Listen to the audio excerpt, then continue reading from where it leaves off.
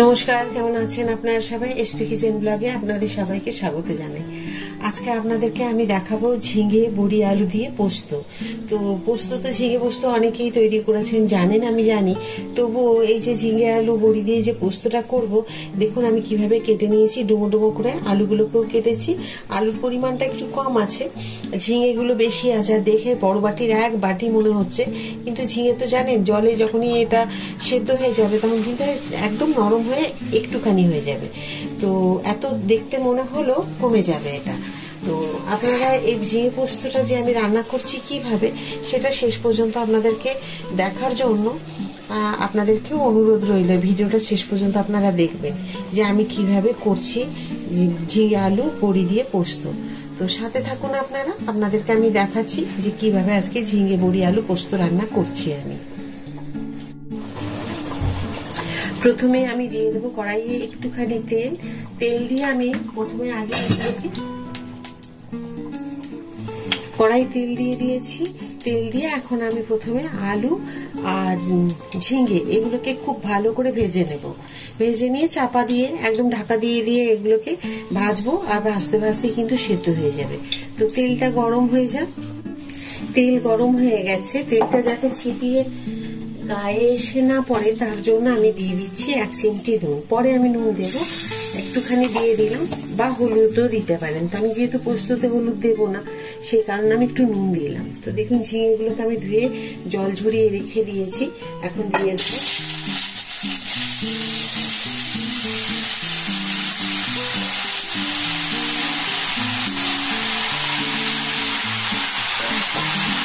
দেখে মনে হচ্ছে, দেখুন এক কড়াই ঝিঙে আর আলু। কিন্তু এই ঝিঙে আলুগুলো কিন্তু যখন সেদ্ধ হয়ে যাবে তখন কিন্তু একদম একটুখানি হয়ে যাবে। তো আমি এবারে একটুখানি নুন দিয়ে দেবো। নুন দিয়ে একটা ঢাকা দিয়ে দেবো। এবারে আমি আন্দাজটা বুঝতে পারছি, কিন্তু এত দেখে কিন্তু একদমই অনেক বেশি নুন দেবেন না। পরিমাণটা আগে অল্প একটু দিয়ে দেবেন। তারপরে যখন দেখবেন সেদ্ধ হয়ে যাওয়ার পর কমে গেছে, তখন যদি প্রয়োজন মনে হয় তখন একটুখানি নুন দেবেন আরো। তো এবার এটাকে আমি একদমই মিডিয়াম আঁচে রেখে এটাকে আমি ভেজে নেব ঢাকা দিয়ে দিয়ে। এভাবে ঢাকা দিয়ে দিয়ে ভেজে নেব। আর দিয়ে দিলাম। ঢাকা দেওয়ার পরে এটা এখন থাকবে, সেদ্ধ হবে। আর যদি কমিয়ে দিই, একদম লো ফ্লেমে দিয়ে দিই, তাহলে কিন্তু প্রচুর সময় লেগে যাবে। কারণ ঝিঙে থেকে প্রচুর তেল বেরোয় হচ্ছে, ঝিঙে থেকে প্রচুর জল বেরোয়। তো সেই কারণে প্রচুর সময় লাগবে। তো আমি আজকে শিল নোড়াতে আমি আজকে পোস্তটা বাটবো, আপনাদেরকে দেখাবো। দেখুন এখানে আমি পোস্ত আর 4টে লঙ্কা নিয়েছি। লঙ্কাগুলো কিন্তু একদমই ঝাল নেই, একদমই গন্ধ লঙ্কা এগুলো। তো আপনারা এইভাবে পোস্ত আর লঙ্কা যেরকম ঝাল যদি খান তাহলে ঝাল লঙ্কা আপনারা দিয়ে দেবেন। তো আমি পোস্তগুলোকে এবারে বেটে নেব আজকে শিল নোড়াতে।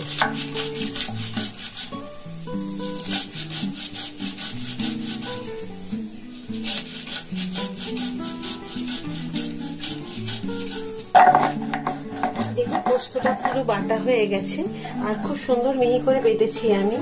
একদম শিলে বাটা হয় না, মিক্সিতে সবসময় বাটা হয়। তো শিলে আমি সবসময় পোস্ত রান্না করলে আমি শিলে বেটে নিই। তো শিলে বাটলে ভালো লাগে।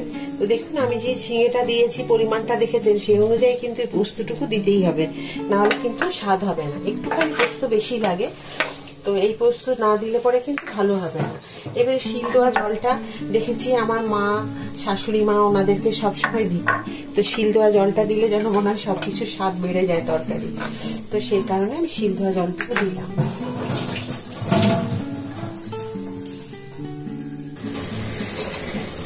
এবার ঢাকা খুলে আমি দেখে নেব যে সেদ্ধ কিরকম হয়েছে।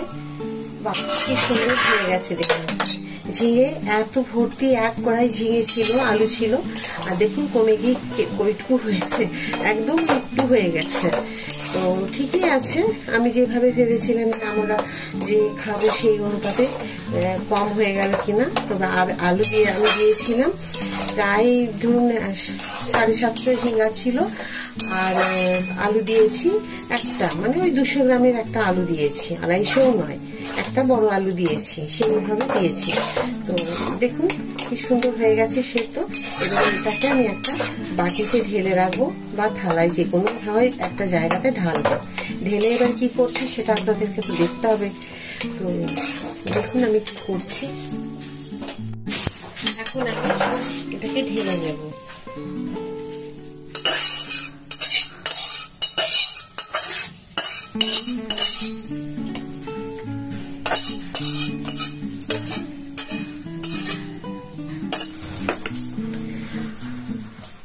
আমি আপনাদের সবসময় বলি যে বড়ি সবসময় একটু শুকনো কড়াই ভেজে নেবেন।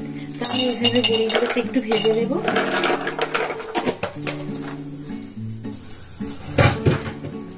এবার দিয়ে দেবো একটু তেল। আমি একবার তেল দিয়ে ভেজে নিয়েছি, এখন একটুখানি তেল দিয়ে দিলাম। তেল নিয়ে যতটুকু পরিমাণ, আমি তো শুকনো কড়াই আগে বড়িগুলো ভেজে নিলাম, যাতে তেলটা বেশি না পাই। আমি তেলের সাথে বড়ি একসাথে যদি দিয়ে দিই অনেক কিন্তু তেল টেনে নেয়। তো সেই কারণে আপনারাও যখন করবেন একটু শুকনো ভেজে নেবেন, তারপরে তেল দিয়ে ভাজবেন। তো আমি তেল দিয়ে দিলাম, দেখুন তেলটা কিন্তু খুব একটা টানেনি। আগে কেন শুকনো অবস্থাতেই যদি আমরা দিয়ে দিই তেলটা, তাহলে কিন্তু প্রচুর ভাবে তেল টানে। তো একটু দিয়ে দেবো জিরে আর লঙ্কা, দিয়ে দিলাম একটা লঙ্কা আর একটুখানি জিরে।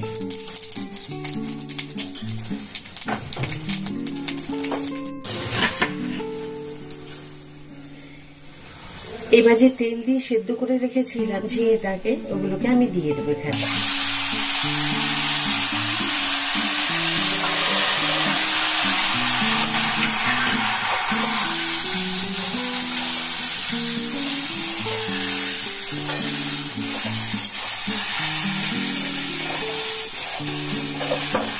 আপনাদের আরেকটা কথা বলি, যদি আপনারা পোস্ততে মিষ্টি খান তাহলে 2 দানা দিতে পারেন, একটু হাফ চামচ মতো।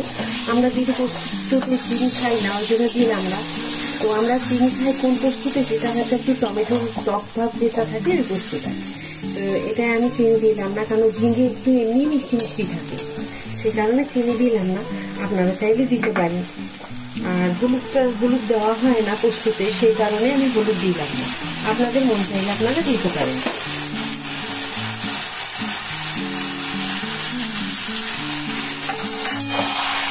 এবার দেখি, কাঁচা তেল কোনোভাবেই দেবেন না, কারণ পোস্তর যে গন্ধ, একটা যে সুন্দর গন্ধ দেবে, সেটা কিন্তু গন্ধটা বেরোবে না। দেখুন আমি যে ঝিঙে আর আলু কেটেছিলাম তার মাপে কিন্তু পোস্তটা অনেকটাই হয়েছে।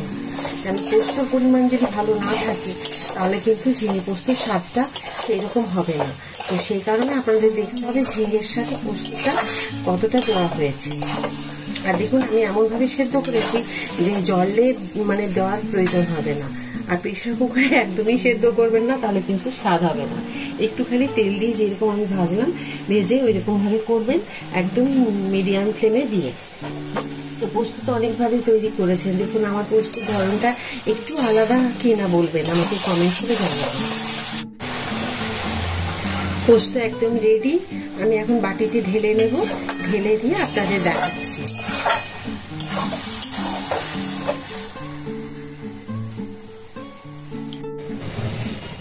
দেখুন পোস্তটা পুরো রান্না করে আমি বাটিতে ঢেলে নিয়েছি। আর পোস্তটা নুন সমস্ত কিছু ঠিক আছে। ঝালটা তো আমি দেবো না, আপনারা জানেন, আপনাদের ইচ্ছে মতো আপনারা ঝাল খাবেন। আর তো পোস্তটা দেখতে খুব সুন্দর হয়েছে, আমি দেখলাম খেতেও খুব সুন্দর হয়েছে। তো আপনারাও এইভাবে একবার রান্না করে খেয়ে বাড়ির লোককে খুশি করে দিন। আর যদি আজকে পোস্ত রান্নার এই ভিডিওটা আপনাদের ভালো লাগে, অবশ্যই একটা লাইক করে দেবেন, সাবস্ক্রাইব করতে একদম ভুলবেন না। সবসময় যেমন আপনারা আমার সাথে থাকেন, ওইভাবেই আমার সাথে থাকবেন। আবার একটা নতুন ভিডিওতে নতুন রান্না নিয়ে আপনাদের কাছে আমি চলে আসবো। সবাই ভালো থাকুন, সুস্থ থাকুন, এই বলে আজকের ভিডিওটা শেষ করছি। নমস্কার।